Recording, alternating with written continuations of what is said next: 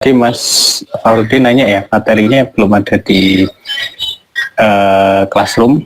Jadi sebenarnya ini materinya lanjutan dari yang kemarin. Jadi kan kemarin kita berhenti sampai yang di ini ya, approach untuk mengukur SA ya.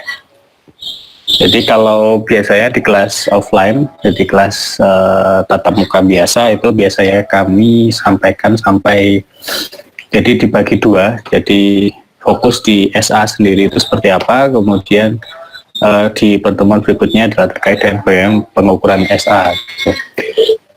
Jadi memang ini kebetulan jadi saya jadikan satu di satu slide atau file gitu ya.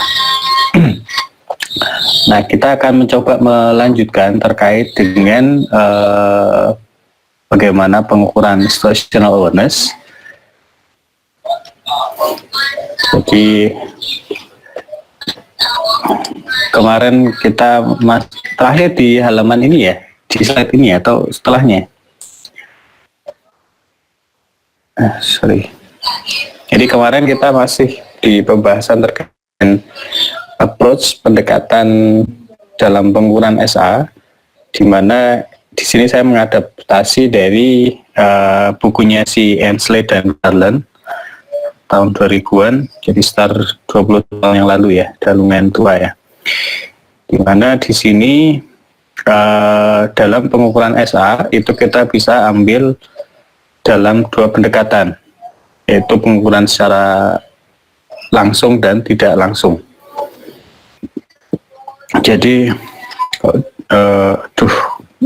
kenapa nih ya selalu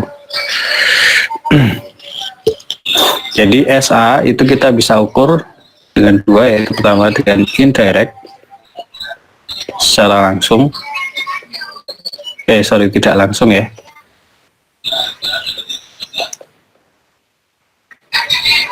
dan secara direct atau langsung. Nah, secara tidak langsung ini kita lakukan pengukuran atau assessment terkait dengan SA itu pada saat seseorang ketika dia berinteraksi dengan sistemnya atau dengan kondisi yang kita ukur ya, itu ketika dalam proses information processing,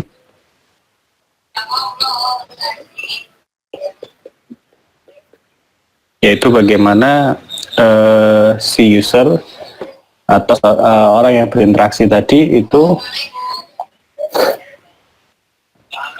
membangun mental modelnya gitu ya, build the mental model, baik itu menggunakan pendekatan nanti ada verbal protocol analysis ataupun juga menggunakan pengukuran secara fisiologis gitu ya.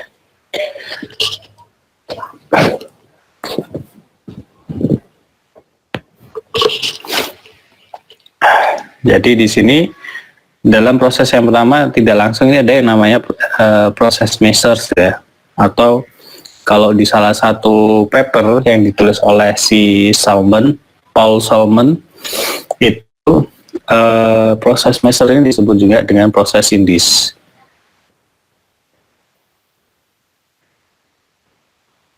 Di mana nanti ada beberapa pendekatan yaitu verbal protokol, kemudian juga psikofisiologi.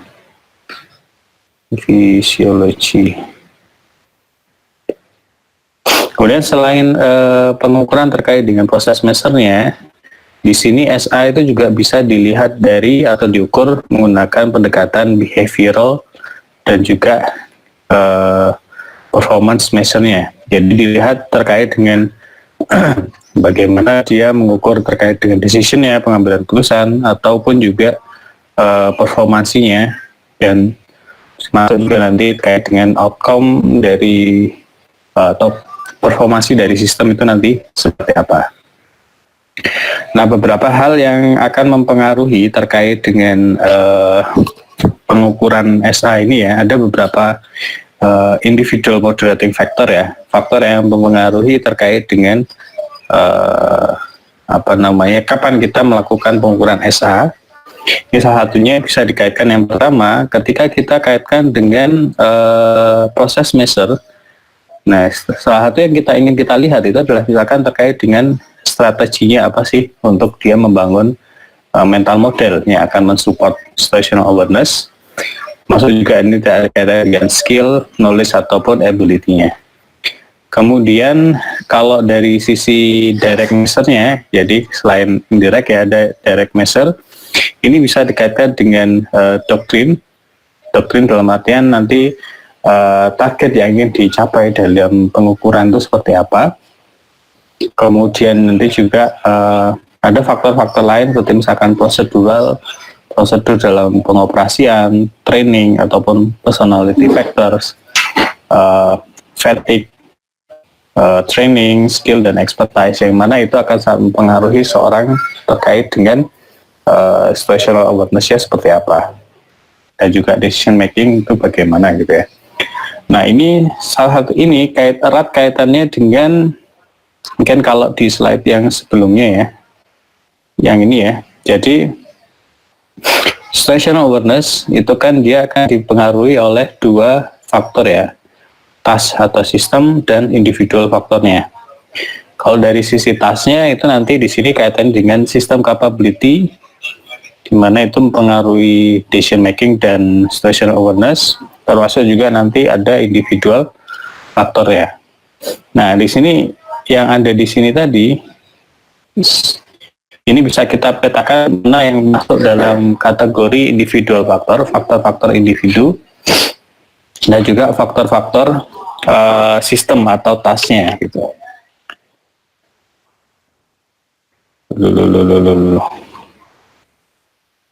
Jadi ini saya nggak tahu ini kenapa saya itu tiba-tiba itu berpindah langsung ya, mendadak tiba-tiba berpindah ke slide berikutnya.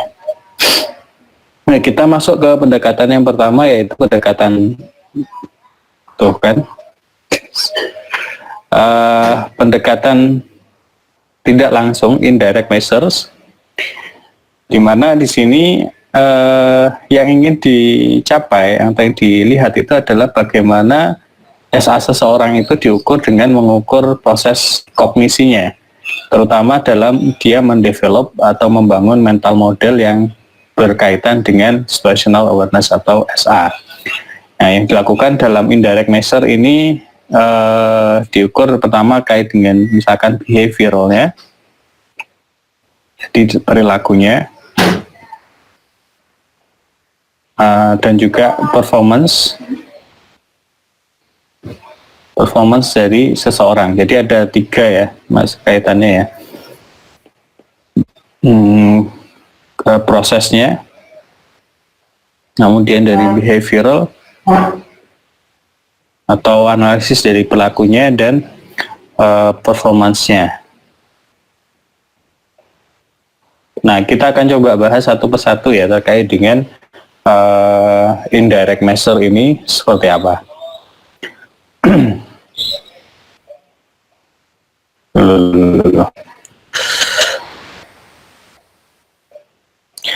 Oke, kita pertama yang bahas adalah terkait dengan proses measure atau pengukuran terkait dengan proses bagaimana SA itu terbangun ya, developing.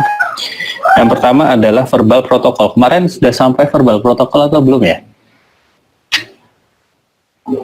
Belum kayaknya ya. Seingat saya belum. Ada verbal protokol, ada communication analysis, sama psychophysiological matrix-nya. Nah, kalau verbal protokol di sini biasanya nanti kita lihat bagaimana ketika dia berinteraksi dengan sistem, di situ diminta orang yang kita ukur tingkat SA-nya itu kita minta untuk mengungkapkan apa saja yang ada di pikirannya dia atau di benaknya dia ketika dia berinteraksi dengan situational awareness. Ini sama seperti kaitannya dengan thinking aloud ya. Thinking aloud dalam usability testing atau pengujian usabilitas. Kemudian ada communication analysis, ini kaitannya dengan Dan terakhir adalah psychophysiological, bisa menggunakan misalkan EEG ataupun juga eye tracking. Nah, untuk yang EEG sama eye tracking ini sebenarnya nggak cuma berkaitan dengan ESA ya. Insya Allah nanti di minggu depan kita coba membahas terkait dengan bagaimana kita mengaplikasikan EEG sama eye tracking untuk neuroergonomics. Jadi pendekatan neuroergonomics dalam pengukuran atau evaluasi terkait dengan ergonomi gitu ya.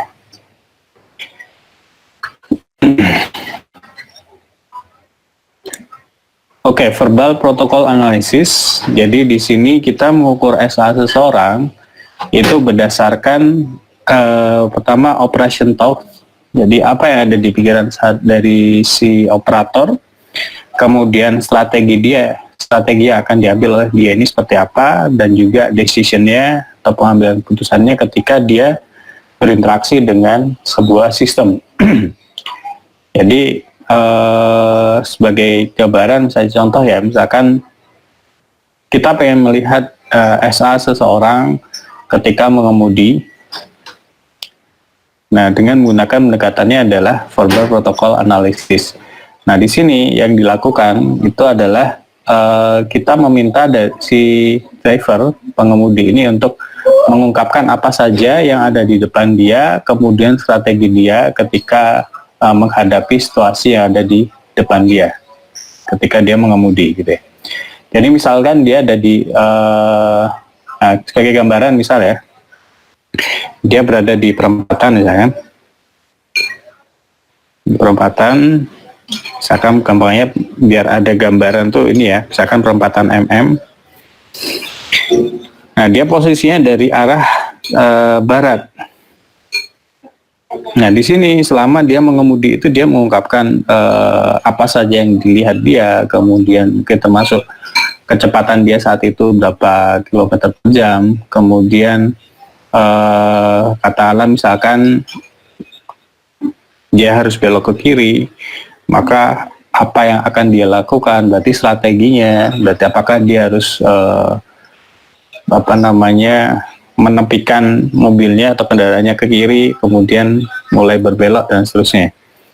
Nah, di situ berdasarkan apa yang dipikirkan, strateginya, apa yang dilihat, termasuk juga decisionnya dia ketika dia berinteraksi dengan sistem. Nah, di sini operator ketika dalam proses verbal analysis ini dia diminta untuk think out aloud gitu ya.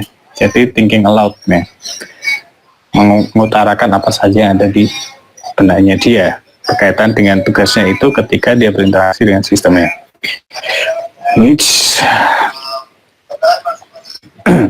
Nah, di sini verbal protokol analisis ini akan memberikan ada keunggulan dan kelemahannya ya pastinya. Keunggulannya di sini dia memberikan informasi meskipun di situ mungkin sifatnya masih parsial ya. Kemudian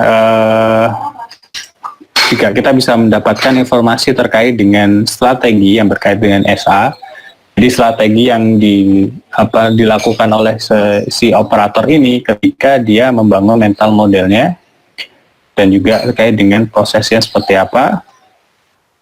Kemudian kita juga mendapatkan insight secara parsial tentunya ya, terkait dengan bagaimana informasi yang diungkapkan oleh si operator tadi itu nanti bisa diintegrasikan dan digunakan untuk membangun SA-nya, dan kita bisa mendapatkan atau mengidentifikasi konsep SA yang dibutuhkan jadi secara sistematik gitu ya. Jadi misalkan seorang dia mau belok ke kiri, itu kira-kira strategi dia apa sih gitu.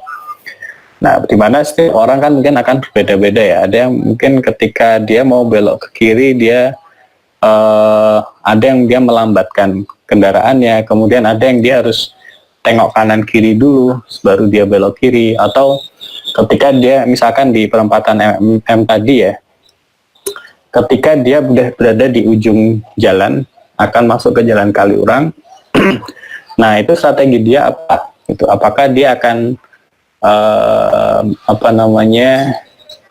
mengecek kembali, melihat informasi melalui lampu spion, atau mungkin dia menengok secara langsung, atau seperti apa. Dan di situ kita bisa melihat konsep SA yang akan dibangun oleh seorang itu untuk mendukung aktivitas dia, sehingga dia misalkan bisa berbelok ke kiri dengan aman gitu ya.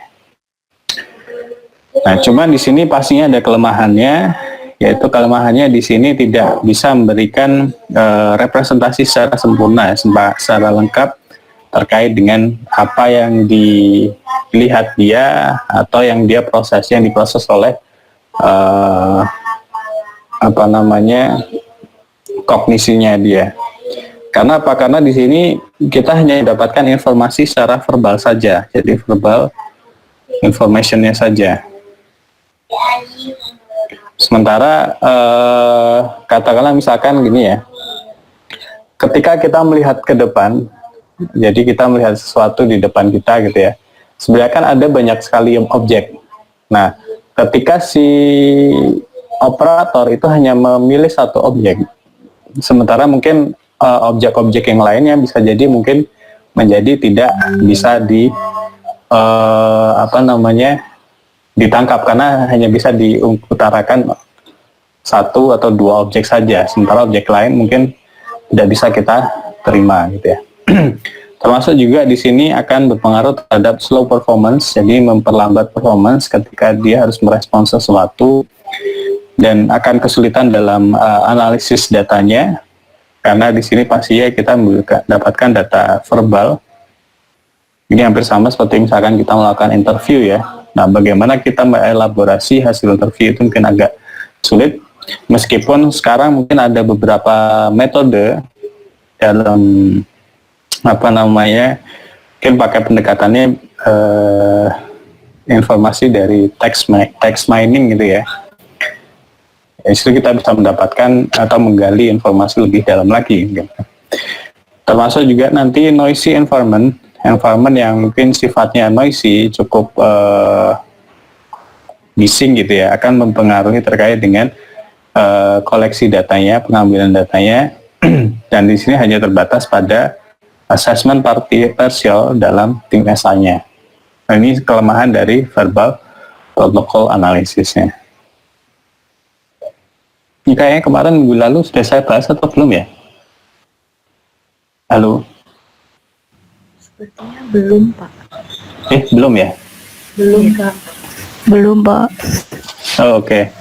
Ya, kita lanjutkan ya. Berarti setelah verbal protocol analysis, ini adalah, kenapa ya kok mesti otomatis? Oke, berikutnya adalah communication analysis. Ini sebenarnya hampir sama seperti verbal hampir sama seperti verbal protokol ya. Cuman di sini mungkin lebih ke arah bagaimana mengukur tim SA-nya. Jadi SA dalam satu tim atau dalam satu kelompok. Karena di sini lebih ke arah atau berfokus pada verbal exchange atau percakapan antara operator yang ada atau operator yang terlibat dalam satu task atau dalam satu tugas. Misalkan sebagai contoh di ini ya, ruang operasi di mana di situ ada beberapa tim gitu ya, tim dokter. Kemudian kita pengen lihat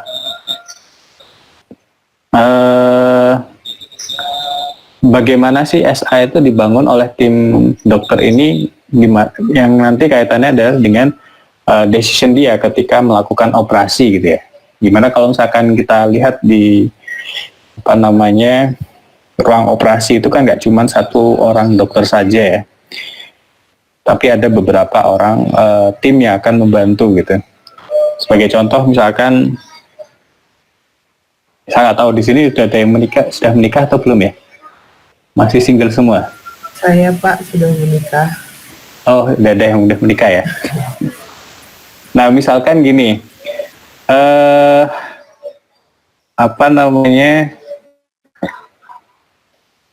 nah gampangannya kan dalam proses melahirkan ya, Yang melahirkan itu kan sebenarnya kan bentuk contoh salah satu operasi sederhana ya. Operasi mengeluarkan bayi. Nah, di situ ada beberapa orang tim ya kan. Selain dokternya di situ juga ada bidan yang akan membantu. Nah, mungkin di beberapa rumah sakit nggak cuma bidan saja, tapi juga ada perawat. Jadi ada perawat, kemudian ada bidannya, kemudian ada dokter kandungan, dan tidak jarang juga misalkan kalau operasinya itu adalah sesar, di situ ada dokter yang membantu untuk proses sesar misalkan. Nah di sini ada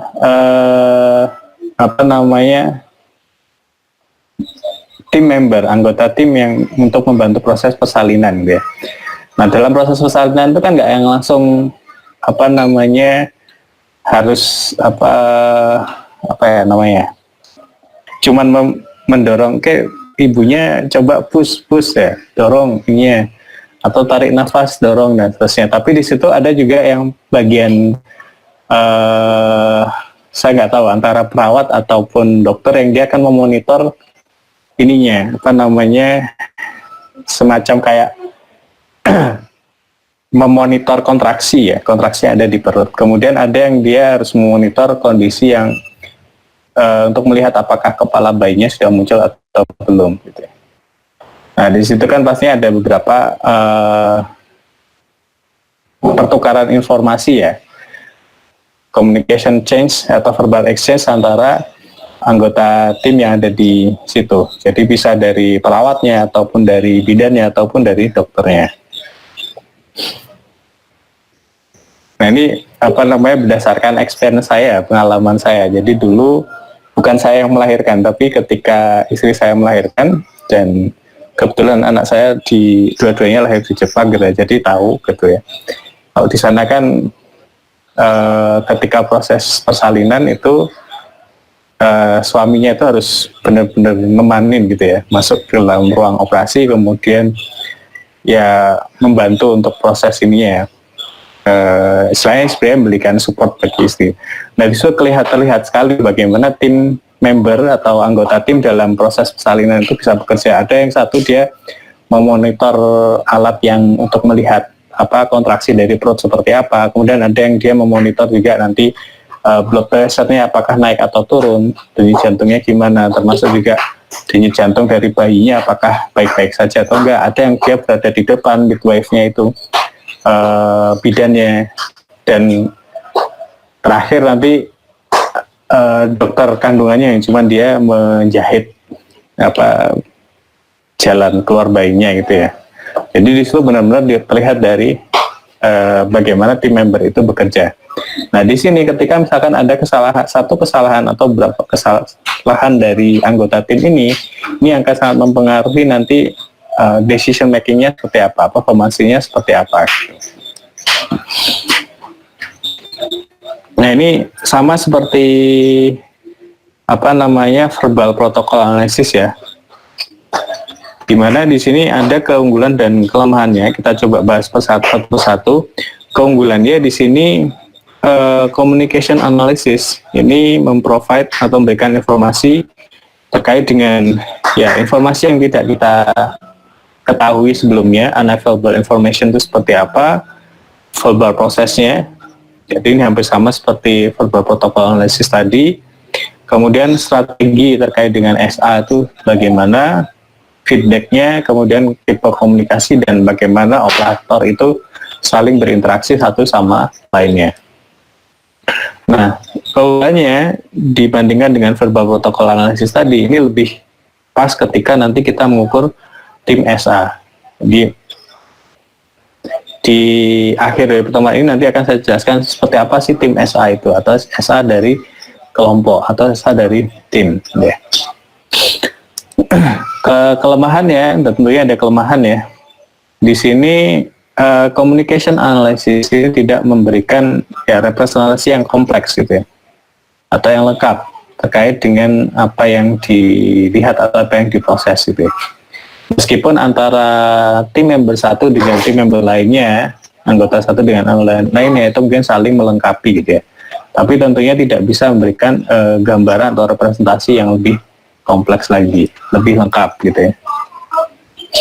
Kemudian sama seperti yang di verbal protocol, di sini berikan partial insight terkait dengan integrasi informasi dan bagaimana penggunaannya, data analisisnya juga problematik, dan juga di sini ada noisy environment yang akan mempengaruhi dalam pengambilan datanya. Gitu. Ini untuk yang communication analysis.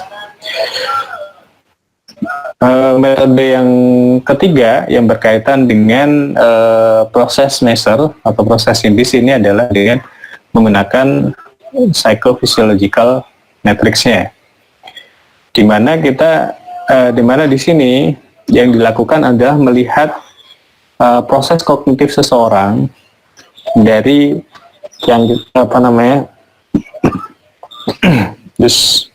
dari physical reaction-nya. Jadi pergerakan matanya, pergerakan mata dari seseorang dari yang kita lihat dari eye tracker ya biasanya, atau dari proses respons di otak kita seperti apa menggunakan elektroencephalogram atau EEG, atau juga menggunakan ECG elektrokardiogram. Ya. Jadi di sini melihat terkait dengan brain activity-nya, ataupun menggunakan ECG. Kalau ECG di sini berarti terkait dengan heart rate-nya ya, atau yang kita berkaitan dengan heart rate variability-nya. Nah, di sini psychophysiological matrix ini dia cukup menjanjikan ya, cukup ya mungkin belum banyak penelitian atau pengukuran SA menggunakan matrix ini, entah itu pakai eye tracking atau EEG.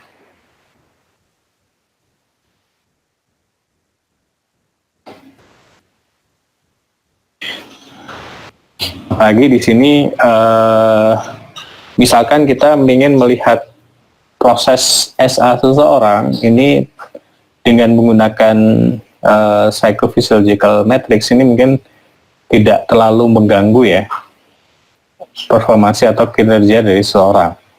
Meskipun dalam beberapa kasus mungkin membuat seorang tidak nyaman. Misalkan kita masangkan EEG ya, berarti kan di situ di kepala si operatornya itu kita pasang beberapa elektrode gitu ya. Nah ini tentunya akan sangat mengganggu mereka ketika sambil bekerja kemudian kita amati proses kognitif yang ada di otaknya gitu ya. Dan beberapa mungkin merasa tidak nyaman ketika menggunakan EEG. Gitu. Tapi di sini yang jelas sih tidak sampai mengganggu tasnya dan bisa kita ukur secara kontinu, sehingga di sini kita bisa mengcapture atau menangkap reaksi dari event-event yang sifatnya kritikal dan mungkin segala sesuatu yang mungkin tidak terencana ya, uncritical gitu ya. Jadi contohnya kita kembali case misalkan soal itu dia akan belok ke kiri ya di perempatan ya. Nah di situ dengan misalkan kita ukur eye trackernya, eye movement ya, di sini kita bisa tahu apa saja sih objek yang apakah pergerakan bola mata ini akan mempengaruhi si driver untuk mengambil keputusan atau strategi dalam mengendara, sehingga di situ dia bisa belok ke kiri dengan jadi di situ kita bisa melihat proses yang ada termasuk juga critical eventnya.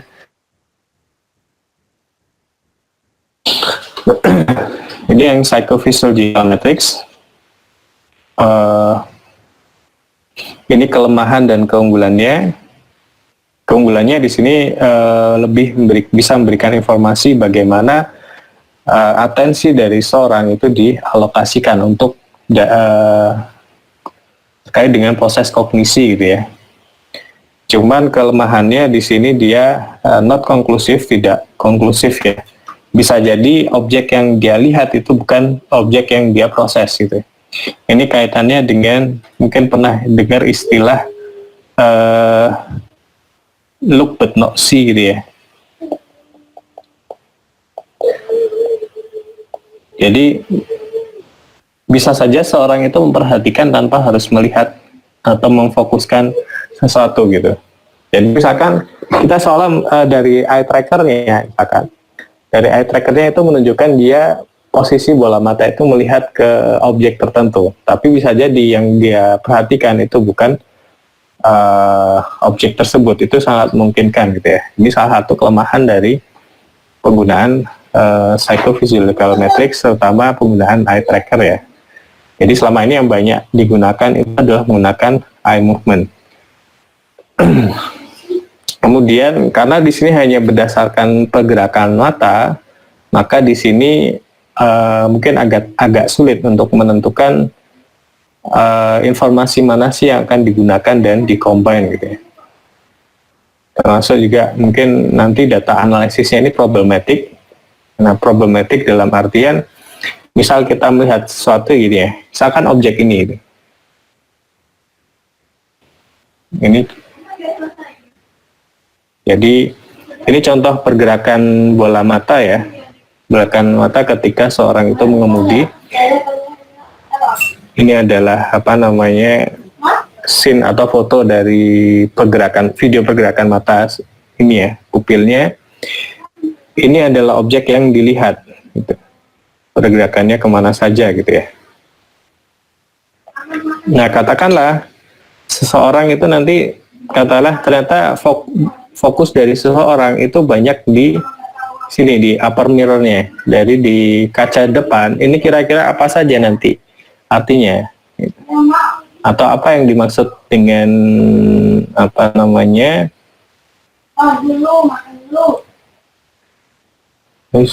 kepencet. Artinya apa? Ketika misalkan seorang itu dia banyak melihat di upper mirror atau di kaca atas, di sini hubungannya dengan SA itu apa? Itu yang mungkin agak sulit dalam menginterpretasikan hasilnya gitu ya.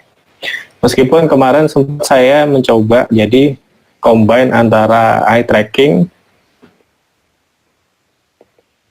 dengan verbal protokol gitu ya.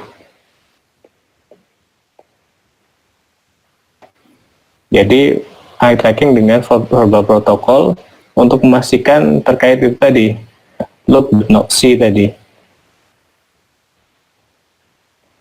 Nah, dari sini saya mencoba untuk mengkuantifikasi verbal protokol dan eye trackingnya dengan mungkin di sebelum UTS pernah dapat sinyal detection theory gitu ya. Ya, prinsipnya hampir sama nanti. Kalau misalkan ini see sama not see gitu ya. Dan di sini attend sama not attending.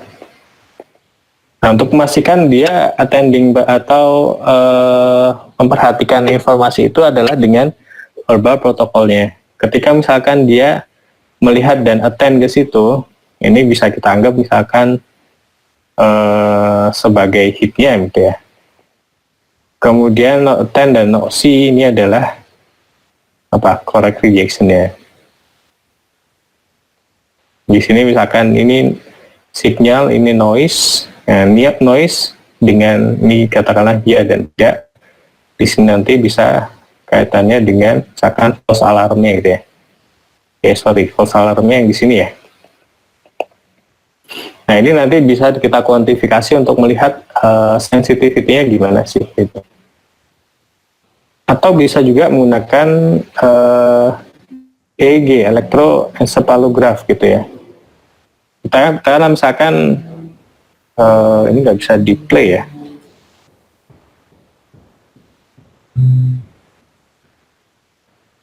Nggak bisa di play ternyata.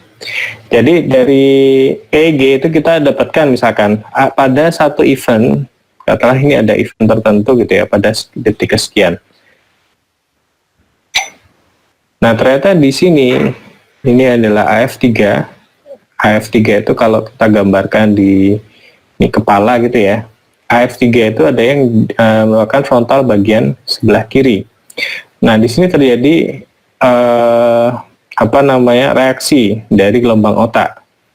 Termasuk juga ternyata nggak cuma di AF3 tapi di AF4 gitu ya. Di frontal sebelah kanan. Dan dia lebih dominan di sebelah kiri.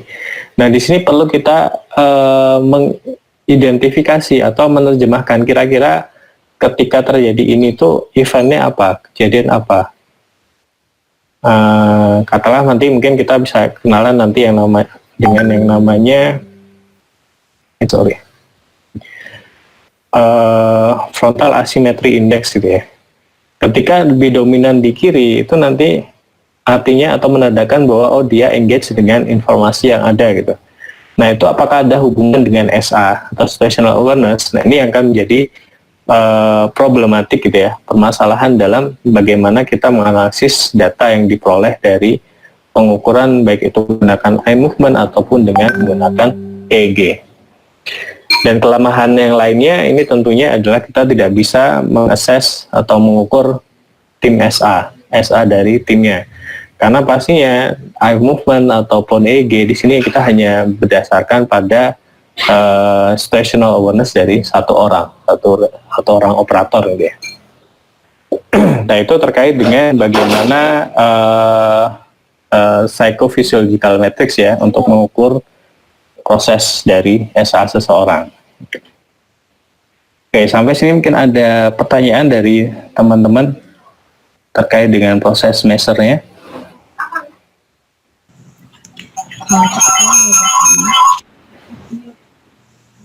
Pak, mohon maaf. Ya, silakan Mas Farudin. Itu misal kasusnya beda-beda itu berarti nanti pengukurannya beda-beda, Pak. Misalkan kan kondisi yang sekarang itu kan lagi COVID dibanding dengan kondisi yang sebelumnya, apakah akan berbeda? Terus misalkan daerah Yogyakarta atau daerah Jakarta, apakah lebih cocok metode A atau metode B, itu ada seperti itu nggak Pak ya? Kalau menurut saya sih ketika misalkan kita melakukan assessment terkait dengan SA dalam satu case gitu ya, maka di situ idealnya adalah kita samakan sih deh dari metode pengukurannya, karena kalau enggak nanti mungkin akan bisa menimbulkan bias tersendiri gitu. Nah, perbedaan antar daerah itu mungkin bisa menjadi salah satu faktor misalkan terkait dengan faktor individu gitu ya, entah itu dari misalkan experience yang berbeda atau misalkan dari task yang berbeda, bukan task ya, pengalaman ataupun juga kondisi yang berbeda, itu mungkin tentunya akan membangun sesuatu yang berbeda juga kan ya. Tapi di situ mungkin kita usahakan bahwa instrumen yang digunakan untuk mengukur SA itu dia tetap sama gitu ya, atau homogen gitu ya. Jadi karena nanti misalkan agak ini ya misal di kota A gitu ya, kita mengukur SA-nya dengan menggunakan eye tracker gitu ya, itu kan nanti kita nggak bisa ini kan, nggak bisa dibandingkan apple to apple dengan pengukuran yang menggunakan metode yang lainnya gitu. Cuman mungkin memang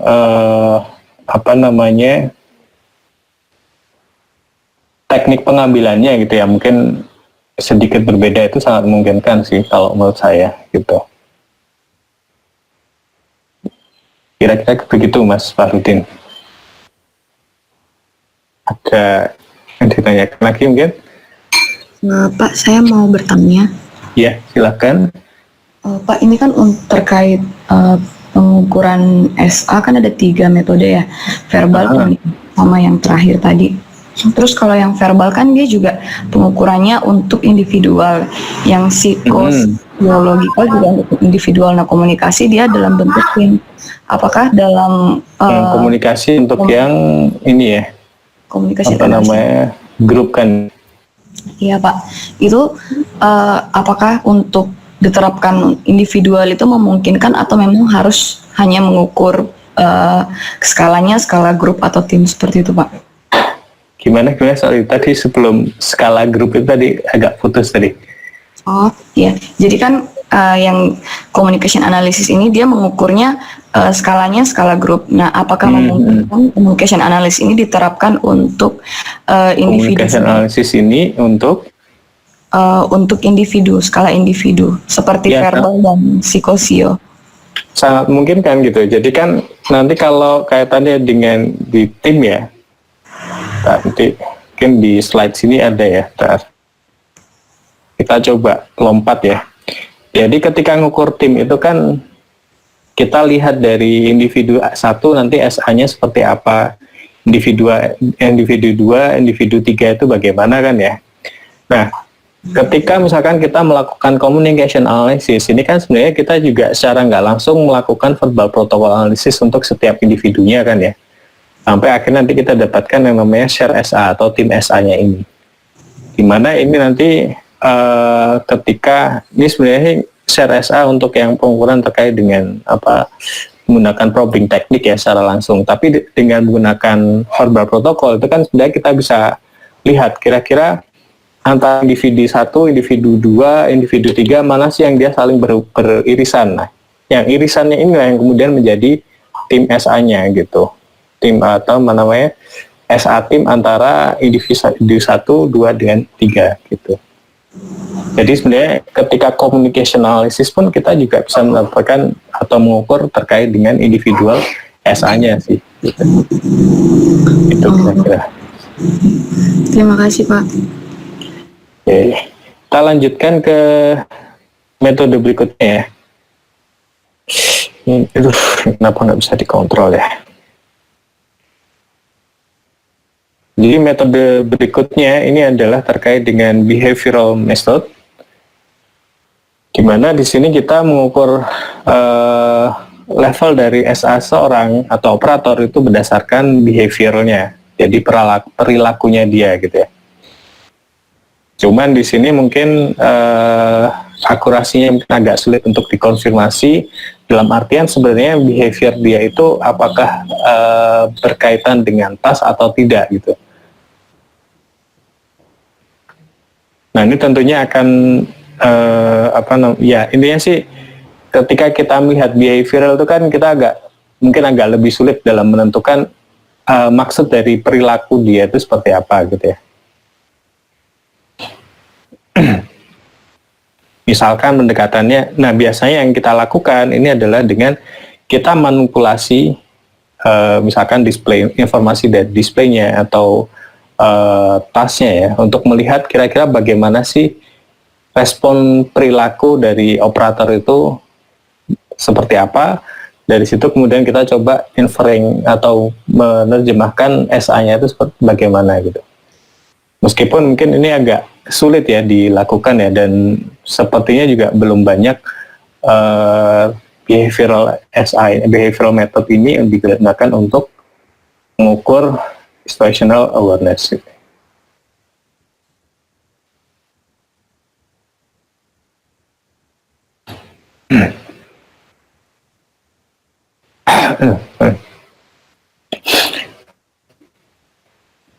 Kemudian ini keunggulan dan kelemahannya ya.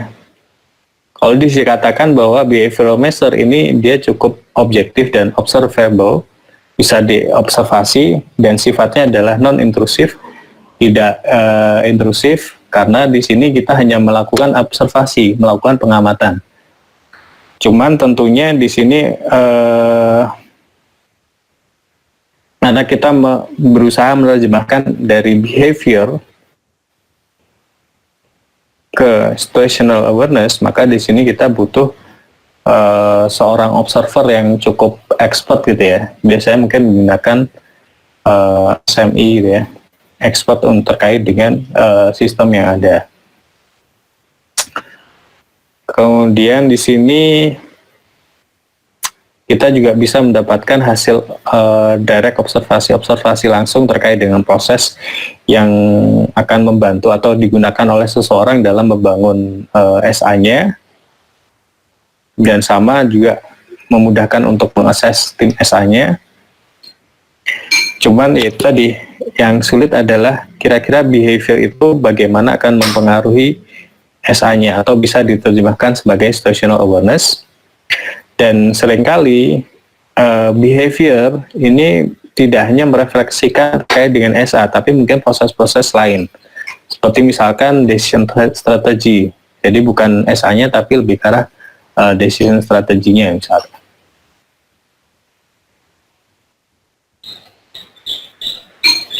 Dan tentunya juga akan berpengaruh terhadap atensinya ya, dari seorang itu bagi seperti apa.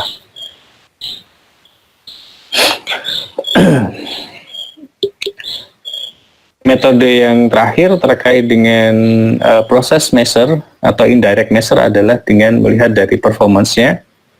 Jadi di situ kita lihat performansi dari seseorang itu seperti apa gitu ya, atau seberapa pandai atau bagus gitu ya ketika dia diberikan suatu task gitu ya.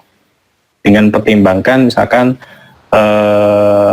timingnya, timeline-nya, kemudian standarnya bagaimana, termasuk juga skenario-nya seperti apa, seberapa banyak nanti dia berhasil melakukan misinya. Cuman di sini performance measure ini ada asumsi bahwa ada hubungan langsung antara good SA terhadap dengan good performance gitu ya. Nah ini tentunya dengan asumsi bahwa ketika seorang itu memiliki SA yang cukup baik, itu akan memiliki performasi yang baik juga. Sehingga nanti dibalik, ketika performasinya tinggi, maka diprediksi SA-nya akan tinggi juga. Nah di sini mungkin tentu saja menjadikan satu masalah, di mana seringkali seseorang dengan SA yang tinggi itu belum tentu dia memiliki performasi yang baik gitu.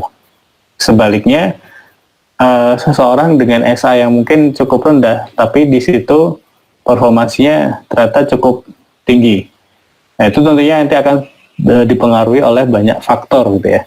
Katakanlah misalkan dari sistem atau task faktornya itu bisa mempengaruhi situational awareness dan performance seseorang, performance.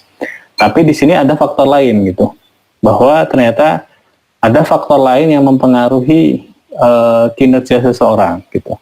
Jadi gampangnya gini, kita kalau di modelnya Ainslie itu kan gini ya, ini SA, kemudian ini performansi gitu ya. Kemudian di sini ada task factor,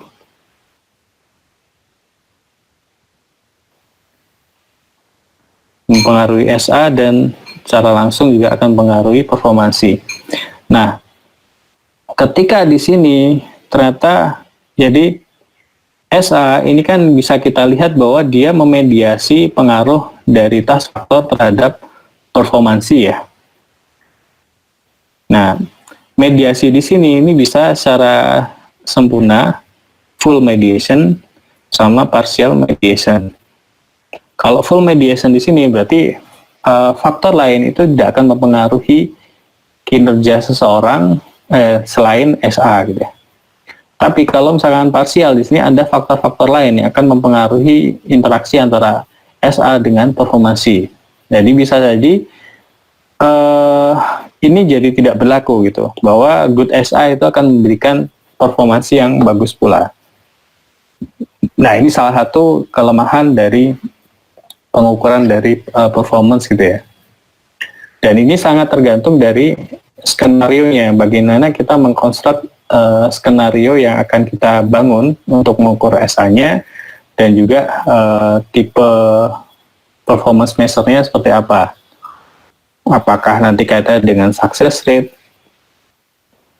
atau mungkin juga faktor lainnya, itu sangat memungkinkan juga terkait dengan pengukuran. Dan ini sangat berpengaruh terkait dengan bagaimana nanti kita menerjemahkan performansi ini terhadap SA-nya atau situational awareness-nya. Nah dari sini kita bisa lihat kelemahan dan keunggulannya apa gitu ya. Keunggulannya di sini bisa dikatakan dia cukup objektif, observable measure, jadi bisa terukur, dan sifatnya adalah non-intrusif, jadi itu kita tidak mengganggu pengukuran SA-nya seperti apa. Cuma nanti di sini global performance measure-nya, misalkan tadi ya, success rate-nya gimana, ini mungkin akan dipertanyakan terkait dengan diagnosity-nya sama sensitivitasnya.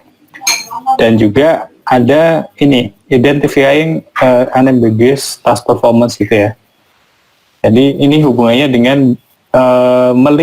link antara SA dan performance itu seperti apa. Bisa jadi mungkin performance-nya bagus, tapi itu tidak merefleksikan SA-nya dia gitu kan ya. Nah, ini terkait dengan proses measure. Jadi proses measure di sini kita tidak bisa lihat dari apa tadi ya? Indirect ya. Indirect measures, ada proses measure, kemudian ada behavioral, dan terakhir adalah performance measure-nya. Ini terkait dengan indirect measure. Kita lanjutkan ke pembahasan terkait dengan metode berikutnya, yaitu adalah direct measure of SA, pengukuran situational awareness yang dilakukan secara langsung. Ini yang selama ini mungkin kita kenal ya, kita berinteraksi misalkan terutama dalam penelitian ergonomi kognitif, ini banyak digunakan untuk mengukur situational awareness dari seseorang atau dari seorang operator, di mana direct measure di sini bisa kita ukur secara subjektif ataupun objektif, ataupun juga nanti kita berkenalan dengan KASA gitu ya, di mana KASA ini dia kombinasi antara objektif dan subjektif measure.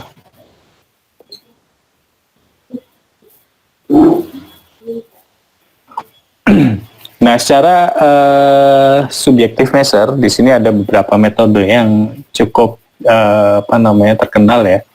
Ada yang namanya SART atau Subjective Awareness Rating Technique. Ini biasanya diberikan setelah seorang itu melakukan tasnya, kemudian diukur rating dia terhadap situational awareness seperti apa. Kemudian ada SA SWOT. Saya lupa kepanjangannya apa ini ya. Sebentar saya cek di buku saya. SA SWOT.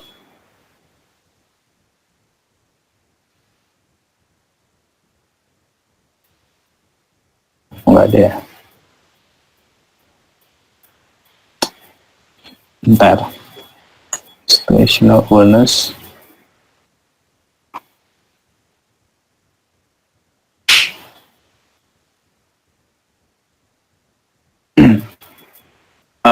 Di sini lebih ke arah ini ya, jadi dilihat terkait dengan subjektif, S-nya subjektif, W-nya adalah workload, dominant teknik ya. Jadi di sini dilihat terkait dengan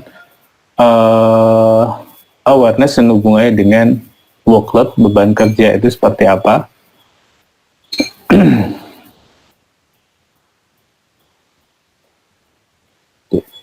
Kemudian ada observer rating. Jadi di sini penilaian situational awareness seseorang, SA seseorang ini berdasarkan observer. Jadi penilaian oleh observer itu seperti apa gitu ya. Ini untuk yang subjektif measure-nya. Kemudian untuk yang objektif measure ini dibagi dua lagi. Ada yang freeze probing technique. Freeze probing technique di sini lebih ke arah ketika kita melakukan assessment atau pengukuran, maka task yang ada atau simulasi ini dihentikan sementara, kemudian diberikan beberapa pertanyaan, kemudian lanjut untuk melakukan tasknya. Nah, freeze probing technique ini biasanya cukup banyak digunakan ya. Salah satu contohnya adalah menggunakan SAGAT. Cuman di sini dia terbatas pada simulasi. Jadi kalau non simulator, selain simulator, maka di sini mungkin kita tidak bisa melakukan freezing gitu ya. Nah, alternatif dari freezing ini adalah real time probing. Jadi selama dia melakukan tasknya atau tugasnya, di situ kita berikan beberapa pertanyaan terkait dengan situational awareness untuk mengukur situational awareness seseorang.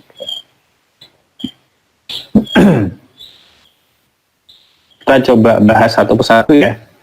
Yang pertama adalah subjective measure. Jadi subjective measure di sini kita melakukan assessment terkait dengan SA dengan menanyakan operator atau juga expert gitu ya, untuk memberikan rating terkait dengan SA-nya selama periode tertentu atau selama dia melakukan suatu task atau tugas gitu ya. Di sini lumayan banyak digunakan. Salah satu keunggulannya dia tidak terlalu mahal, inexpensive, kemudian non-intrusif karena di situ tidak harus menghentikan simulasinya. Kemudian setelah itu bisa berikan pertanyaan dan seterusnya. Mudah diadministrasikan, diberikan.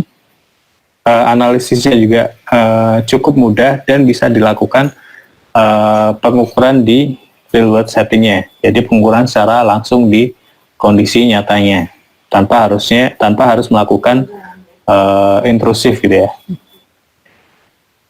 Cuman di sini salah satu pertanyaannya atau permasalahan adalah ability untuk memberikan assessment yang akurat terkait dengan SA ini masih dipertanyakan. Jadi beberapa peneliti yang mempertanyakan terkait dengan SA yang diukur secara subjektif nanti bagaimana gitu ya. Ini salah satu teknik yang digunakan. Yang adalah yang pertama yang paling terkenal adalah SAT, Situational Awareness Rating Technique, di mana asumsinya bahwa operator itu memiliki understanding, pemahaman terkait dengan situasi yang ada dalam membuat keputusan. Jadi di sini terkait dengan kesadarannya dia, consciousness-nya, dan tingkat kesiapannya untuk dibuat secara eksplisit dan quantifiable gitu ya. Nah di sini SART ini menggunakan 10 dimensi dimensinya ini ya, terkait dengan seberapa paham dia terhadap kestabilan dari situasinya, kemudian seberapa paham dia terkait dengan kompleksitas situasinya, kemudian variabilitas dari situasi, kemudian ada arosolnya, seberapa alert dia, seberapa terjaga, kemudian konsentrasinya seperti apa, division nanti bagaimana dia membagi atensi antar beberapa hal ketika dia melakukan task, apakah dia memiliki konsentrasi yang tinggi, high focus atau tidak, atau hanya terfokus pada satu hal saja, kemudian mental capacity-nya, information quantity, sama seberapa familiar dengan situasi yang ada.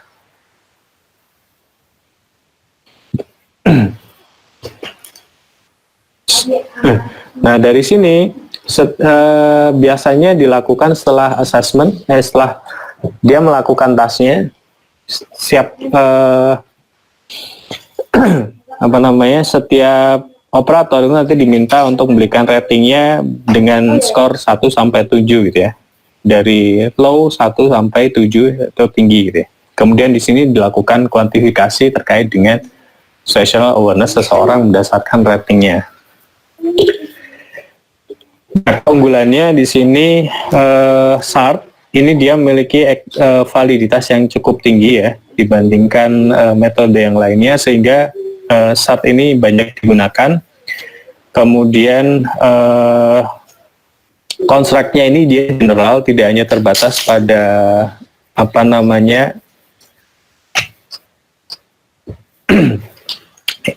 air transport saja, tapi juga non air transport, jadi misalkan driving ataupun yang lainnya itu bisa diaplikasikan.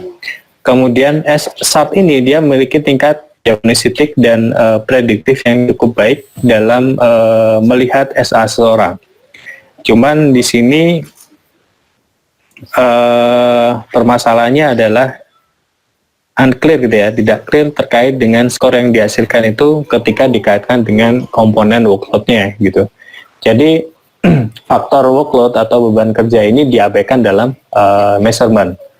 Nah, permasalahan lainnya adalah karena di SART ini dilakukan setelah task. Nah, maka seringkali yang jadi pertanyaan adalah SA yang terukur itu adalah SA yang terakhir kali atau beberapa menit terakhir sebelum task itu atau tugas itu selesai. Nah, ini yang jadi salah satu pertanyaan yang dikemukakan oleh Hensley ya, bahwa salah satu problem yang muncul terkait dengan saat ini adalah mungkin tidak bisa mengukur SA secara keseluruhan dari awal pengerjaan tasknya sampai akhir gitu ya. Ini kelemahan dari SAT-nya. Pendekatan yang kedua terkait dengan direct measure ini adalah pengukuran secara objektif, di mana seperti yang saya sampaikan tadi ada dua metode atau dua teknik pendekatan. Yang pertama adalah freeze probing, di mana freeze probing ini satu task atau satu simulasi itu kemudian nanti dihentikan, di freeze atau di pause secara sementara gitu ya. Kemudian selama proses freezing ini promptnya itu diberikan. Jadi diberikan beberapa pertanyaan yang berhubungan dengan situational awareness, berapa peka dia terhadap lingkungan. Seperti misalkan ini nih, tasknya adalah dia melakukan aktivitas driving, mengemudi gitu ya, menggunakan simulator. Nah, kemudian dari operator ini di tengah-tengah jalan itu dia dihentikan sementara, kemudian layarnya dikosongkan ya, dibuat blank dan informasi. Nah, pada saat poin atau titik simulasi itu dihentikan, ini pertanyaan-pertanyaan yang digunakan untuk mengukur SA itu diberikan, seperti misalkan warna mobil yang ada di depan Anda ketika sebelum dia di freeze itu warnanya apa, kemudian kecepatan dari mobilnya itu bagaimana, berapa kilometer per jam, kemudian marka jalan yang ada saat itu, marka jalannya apa, dan seterusnya. Di sini pertanyaan-pertanyaan itu diberikan setelah simulasinya di pause secara sementara. Nah, ini dianggap cukup intensif gitu ya, karena pertama user atau operator itu dia harus merecall memorinya, kemudian ada fase dia beristirahat sejenak, kemudian dia akan memikirkan strategi bagaimana agar ketika melakukan task berikutnya setelah dilanjutkan lagi, itu dia bisa mengimprove performance-nya. Nah, ini salah satu intrusiveness dari freezing probing tekniknya. Alternatifnya adalah dengan real time, di mana real time di sini tugas itu masih tetap dijalankan, masih tetap berlangsung, kemudian secara real time atau secara bersamaan itu probes, pertanyaan-pertanyaan itu diberikan. Jadi sambil dia mengemudi, kemudian dia diberikan pertanyaan, misalkan mobil di belakang Anda itu warnanya merah, apakah iya atau benar atau salah gitu ya, nah seterusnya gitu. Ini teknik yang paling umum digunakan yaitu SAGAT, di mana SAGAT ini merupakan teknik yang dikenalkan oleh Hensley ya. Hensley di tahun 1995, jadi 25 tahun yang lalu ya. 25 tahun yang lalu, di mana di sini di develop awalnya adalah untuk mengukur situational awareness dari seorang pilot pesawat gitu ya. Nah, SAGAT ini dia melakukan pengukuran dengan menggunakan beberapa pertanyaan terkait dengan SA requirement-nya ya, yang mana di situ termasuk ada level satunya, yaitu persepsi dari informasi yang ada di sekitar dia.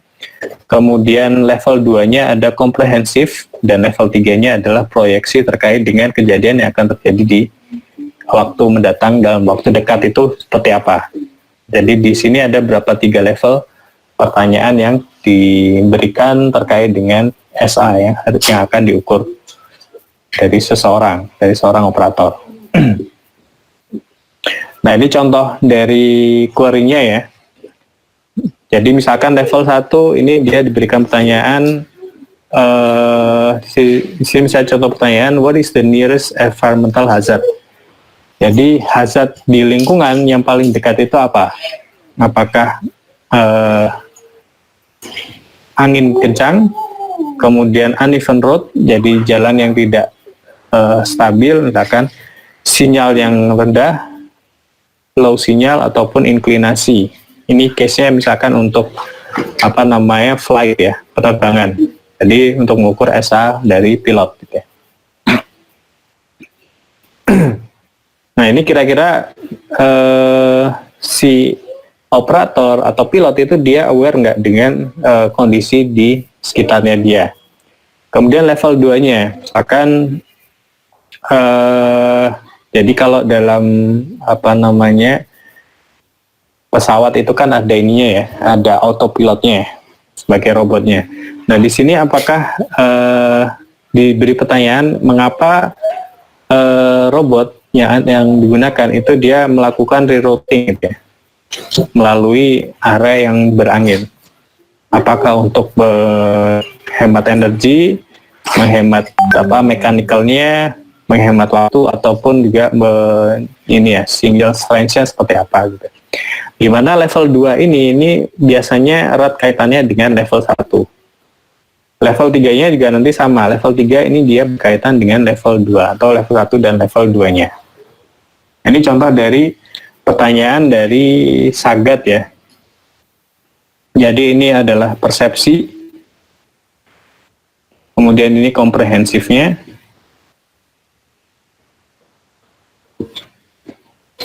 Sama terakhir adalah prediksinya, predicting.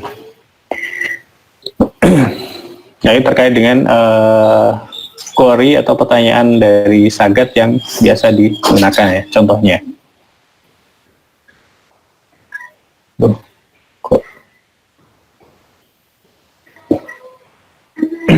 Ini keunggulan dan kelemahannya. Keunggulannya tentunya Sagat ini bisa memberikan direct measurement, pengukuran secara langsung dari operator SA-nya, dan Sagat ini merupakan metode yang paling banyak digunakan untuk mengukur SA dan dianggap dia memiliki tingkat validitas yang cukup tinggi dan juga sensitivitas yang tinggi dalam mengukur SA di banyak domain. Jadi nggak hanya di domain penerbangan, meskipun awalnya Sagat ini dikembangkan untuk domain penerbangan. Nah, cuman pastinya ada kelemahan. Di mana kelemahan dari Sagat ini adalah dia freeze probingnya itu bermasalah dalam hal terkait dengan intrusiveness-nya. Jadi dia mengganggu tas yang ada. Nah, intrusiveness-nya ini akan secara nggak langsung akan memberikan gangguan terhadap primary task-nya, dan performansi ini akan terganggu juga. Ini untuk yang Sagat. Alternatif dari Sagat ini ada yang namanya spam. Ini ketutupan ya kayaknya. Spam atau misalnya adalah situation present, P-nya present, assessment method ya.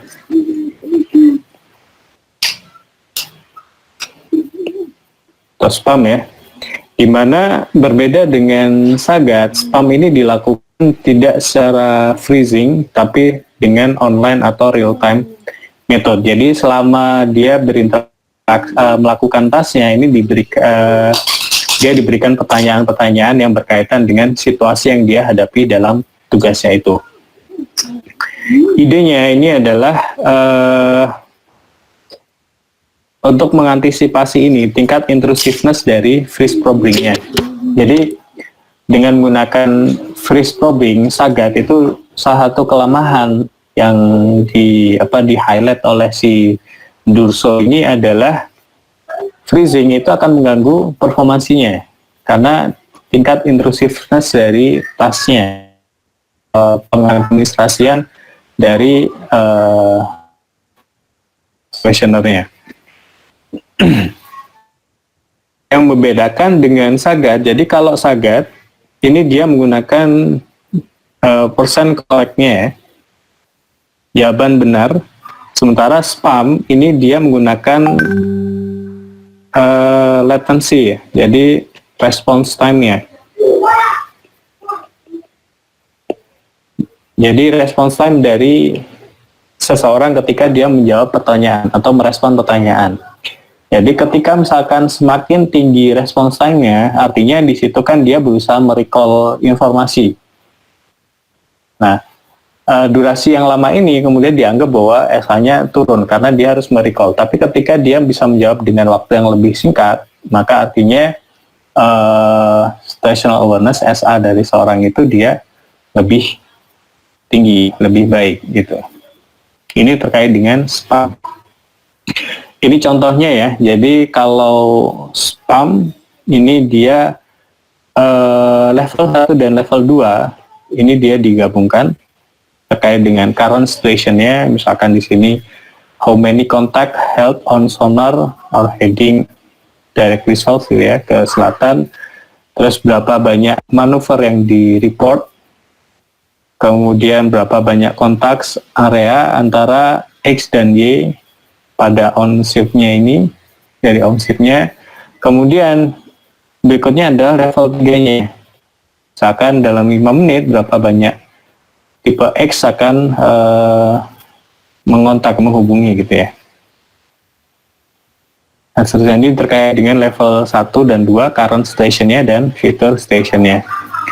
Nah, yang diukur ini adalah ya selain correct answer ya, correct answer dan response time-nya ini digunakan untuk melihat situational awareness dan workload dari seorang itu nanti seperti apa.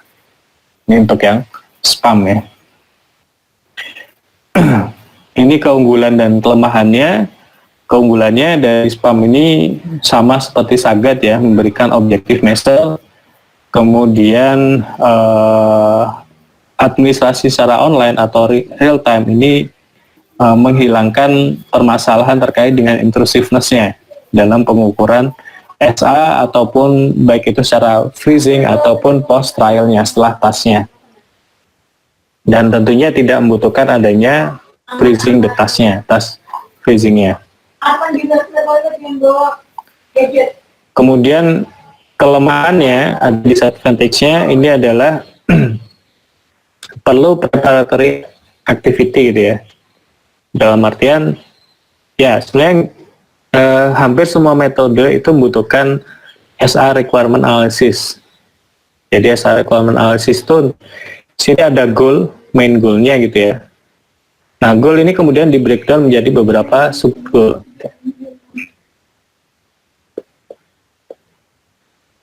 Nah, untuk mencapai sub goal ini ada beberapa task atau subtasknya. Ini yang kemudian disebut dengan goal directed task analysis untuk SR requirement. Jadi mau kita pakai Sagat, mau pakai spam ataupun nanti KASA, di sini tetap menggunakan SR requirement untuk membangun pertanyaan-pertanyaan atau queries yang berhubungan dengan SA itu nanti seperti apa. Dan permasalahan lagi adalah karena pertanyaan-pertanyaan yang digunakan untuk mengukur SA itu dilakukan secara real time bersamaan dengan ketika dia melakukan tasnya. Nah, tentunya kan ketika dia menjawab itu dia otomatis kan informasi yang ada itu ada di sekitar dia. Nah, biasanya kalau misalkan kita bandingkan antara SA yang diukur dengan Sagat yang freezing dengan SA yang kita ukur secara real time, ini skornya biasanya akan lebih tinggi. Tapi tentunya belum tentu juga, permasalahannya adalah nilai SA yang tinggi ini belum tentu dia menunjukkan skor yang lebih baik. Karena apa? Salah satunya adalah ketika real time itu informasi itu kan tersedia ya, jadi dia mampu merecall tanpa waktu yang lebih lama dibandingkan dengan Sagat misalkan. Metode yang ketiga, yang terakhir ya, ini adalah KASA. Ini mungkin bisa dibilang metode yang relatif baru ya, di mana ini dikembangkan sekitar tahun 2000-an. Jadi kalau Sagat ini dia tahun 95, kemudian spam ini tahun 98. Nah, Sagat ini dia pertama kali dikenalkan tahun 2000, jadi sekitar 20 tahun yang lalu, dan baru diformalisasi sebagai salah satu pengukuran dengan standar tertentu itu sekitar tahun 2017, jadi sekitar 3 tahun lalu. Nah, Sagat ini dia mengcombine antara online probes, jadi online probe tadi pengukuran objektif ya, objektif probe sama self rating ya, sama subjektifnya. Nah, objektifnya ini lebih ke arah mengukur seberapa besar aktual SA-nya, seberapa besar dia paham terkait dengan situasinya. Ini pakai pendekatan SDT ya, sinyal detection theory, di mana kalau di SDT kan ada sinyal sama noise. Nah, di sini ada informasi yang benar dan informasi yang salah, atau false statement sama true statement. Nah, respon dari seorang ini hanya dia menjawab true, benar atau salah. Misalkan current car speed-nya, jadi kecepatan saat ini adalah kurang lebih 50 km per jam. Nah, dia diminta untuk menjawab apakah benar atau salah. Nah, di saat bersamaan setelah dia memberikan menjawab pertanyaan ini dia diberikan pertanyaan untuk mengukur perceived SA-nya. Seberapa yakin jawaban yang dia berikan itu benar. Jadi terkait dengan persepsinya dia. Nah, yang ini adalah secara subjektif. Ini nanti biasanya menggunakan rumusan dari SDT ya, sinyal detection theory. Kemudian dari tingkat keyakinannya atau persepsinya.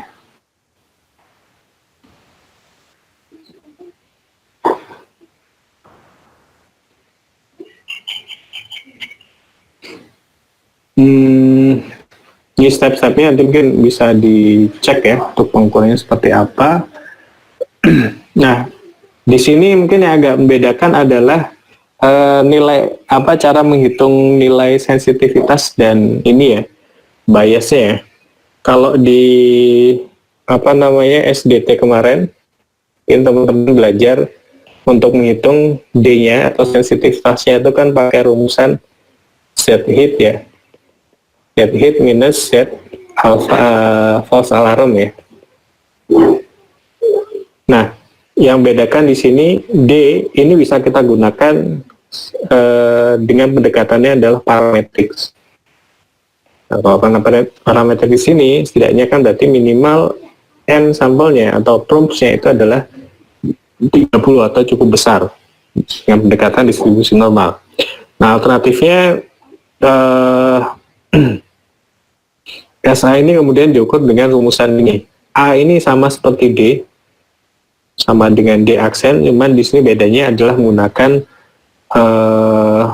rumusan yang lebih sederhana ya, bukan lebih sederhana ya. Jadi tidak memerlukan tabel distribusi normal. Nah, dari nilai dari KASA ini kita bisa mendapatkan actual situational awareness, seberapa baik tingkat awareness-nya dia. Dalam artian di sini apakah dia bisa mengidentifikasi mana statement yang benar ataupun mana yang salah. Kemudian bias-nya sama seperti sinyal detection theory ya. Tendensi dia untuk menerima informasi itu benar atau menolak informasi yang salah itu seberapa signifikan, seberapa sensitif itu ya. Dan ada kaitannya dengan perceived situational awareness-nya yang mengindikasikan seberapa yakin dia terhadap respons atau SA dia seperti saat itu seperti apa. Gitu ya. Dua ini adalah terkait dengan objektif SA-nya, sementara yang perceived situational awareness ini adalah terkait dengan subjektif SA. Nah, itu terkait dengan bagaimana kita melakukan pengukuran terkait dengan SA ya, secara direct atau pengukuran secara langsung. Nah, Metode-metode yang sebelumnya tadi itu adalah berkaitan dengan pengukuran SA yang sifatnya adalah individual. Nah, di sini kita coba kaitkan dengan bahwa dalam beberapa kasus, beberapa sistem itu kan operator itu dia tidak bekerja sendirian. Jadi katakanlah misalkan ATC gitu ya. ATC di situ tentunya dia tidak hanya bekerja sendiri, tapi ada beberapa team member yang ada di sana. Nah, di sini maka yang kita lakukan adalah mengukur tim SA-nya itu seperti apa. Jadi tim SA ini adalah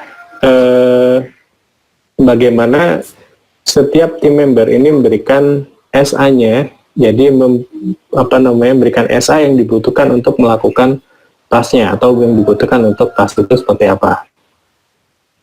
Nah, di sini selain tim SA yang terukur nanti adalah awareness yang di-share antara tim member satu dengan tim member yang lainnya.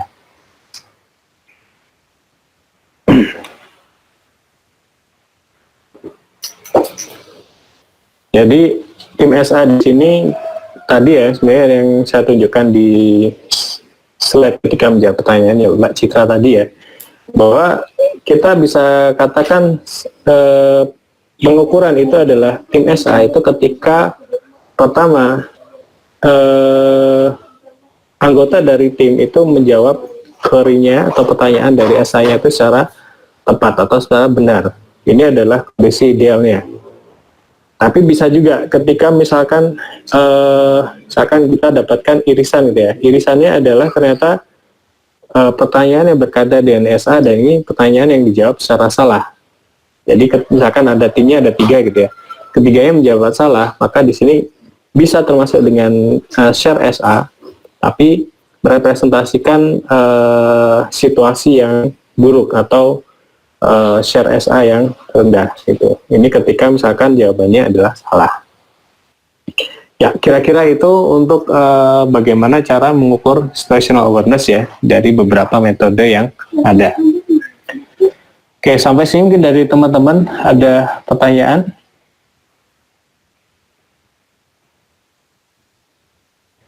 Halo, halo. Halo, are you there? Masih di sana kah? Halo, halo.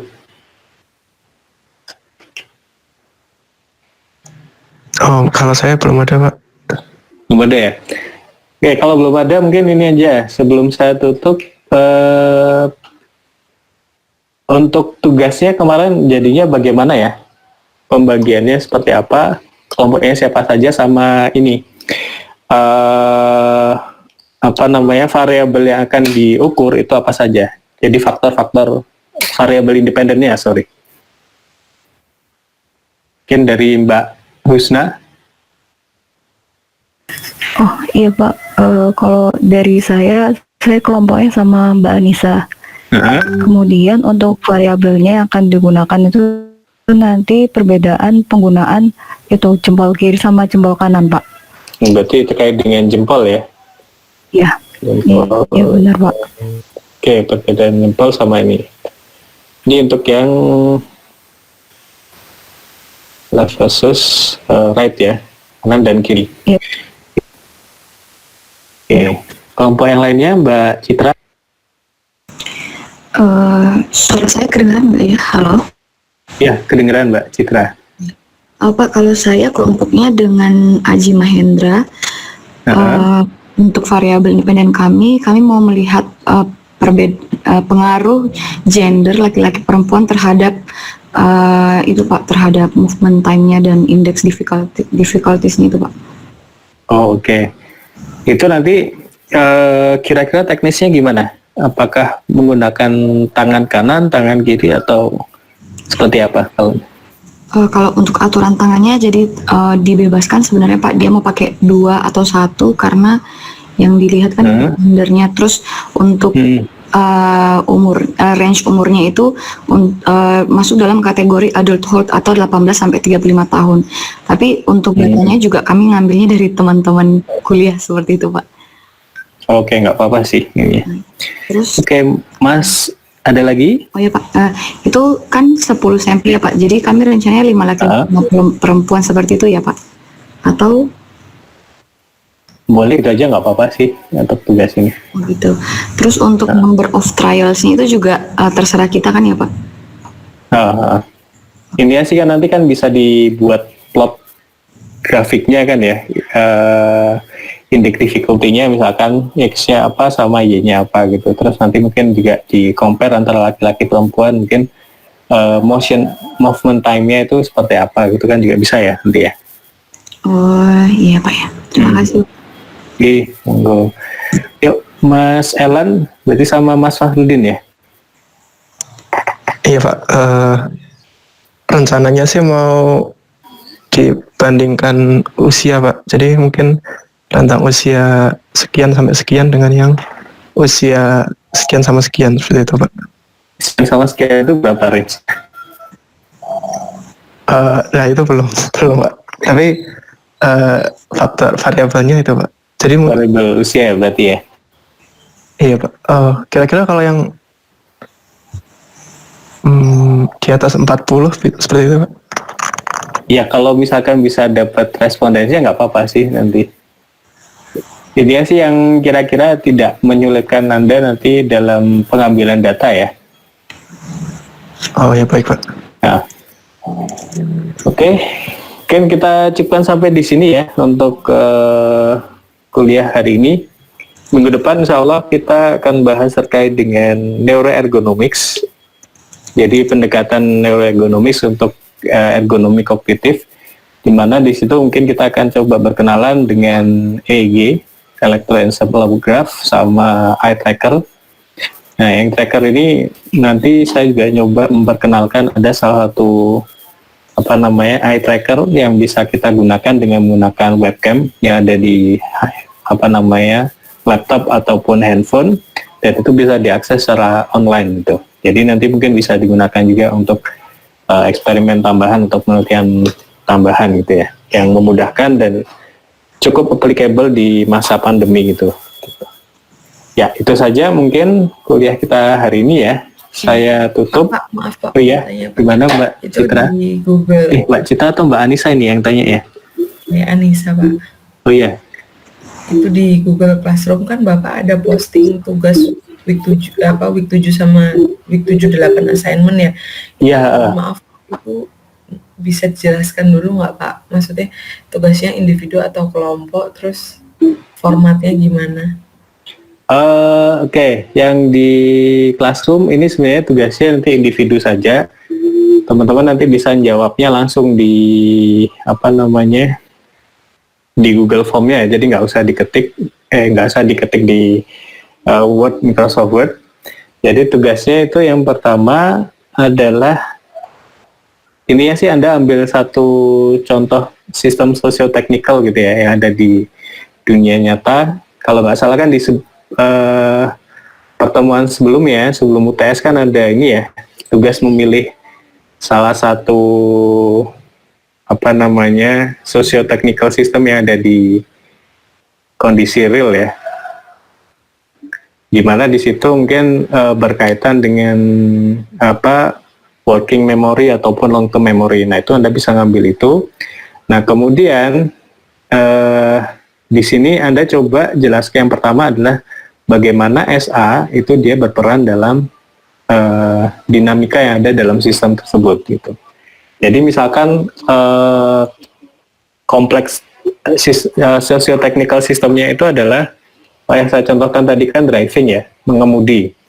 Nah, di situ Anda coba jelaskan bagaimana SA itu dia diperlukan dalam mengemudi. Jadi kalau mengemudi itu kan kenapa dia dianggap sebagai tugas atau task yang kompleks, sistem yang kompleks, karena di situ driver pengemudi kan dia harus berinteraksi dengan kendaraan, kemudian jika dia berinteraksi dengan lingkungan sekitarnya dan harus mengkoordinasikan antara kognisi, kemudian motorik, psikomotor dan lain-lain untuk driving yang aman gitu ya. Nah, di situ SA-nya harus dipertimbangkan, dalam artian dia harus memahami informasi-informasi yang ada di sekitar dia ketika mengemudi, kondisi jalan rayanya seperti apa, kemudian marka jalan, rambu lalu lintas, itu adalah level satunya. Kemudian dia harus mengkomprehensifkan informasi-informasi itu dan memprediksi kira-kira kalau kondisinya seperti ini apa yang akan terjadi gitu. Misalkan apakah dia bisa nggak sih mendahului mobil depannya dan seterusnya. Itu kan elemen-elemen dari SA yang dibutuhkan dalam aktivitas mengemudi kan ya. Nah itu yang pertama. Yang kedua itu adalah misal diminta untuk melakukan assessment, itu kira-kira metode apa yang bisa digunakan. Jadi kan tadi di pertemuan ini kita belajar metode, ada proses INDIS, ada proses measurement, kemudian ada direct measurement, ada behavioral. Nah ini kira-kira yang menurut Anda yang paling tepat untuk digunakan dalam mengevaluasi situational awareness dari seseorang itu dengan menggunakan metode apa gitu. Jadi mungkin tugasnya sesederhana itu sih gitu. Begitu Mbak Anissa. Oke Pak, terima kasih. Ini mungkin deadline-nya 1 minggu cukup ya, kira-kira ya. Nanti Anda bisa juga ngambil dari kalau misalkan nemu di jurnal juga bisa dicantumkan juga source-nya, sumbernya dari mana. Gitu. Ada lagi yang mau ditanyakan?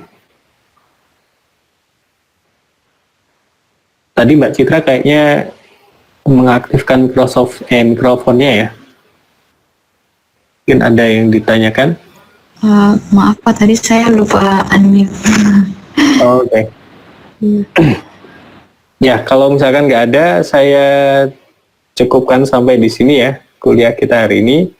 Selamat pagi, tetap semangat dan jaga kesehatan. Assalamualaikum warahmatullahi wabarakatuh.